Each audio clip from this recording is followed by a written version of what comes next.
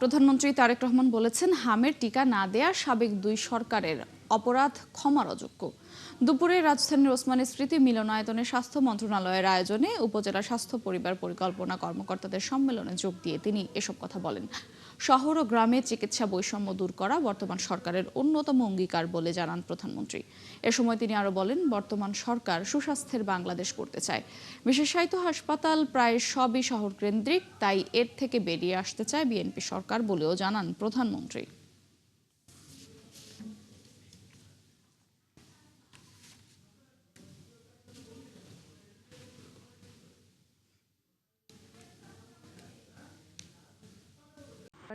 দুঃখজনক হলেও সত্য, বর্তমানে বিশেষজ্ঞ চিকিৎসক, বিশেষায়িত হাসপাতাল অথবা উন্নত ল্যাব প্রায় সবকিছুই শহর কেন্দ্রিক, কিংবা আরো সুনির্দিষ্টভাবে যদি আমরা বলতে চাই তাহলে অবশ্যই রাজধানী ঢাকা কেন্দ্রিক।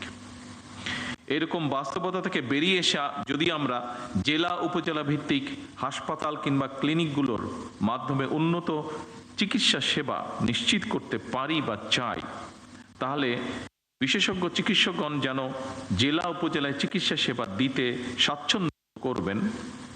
অপরদিকে রোগীদেরকে শারীরিক এবং আর্থিকভাবে আরো কষ্ট করে ঢাকামুখী হতে হবে না।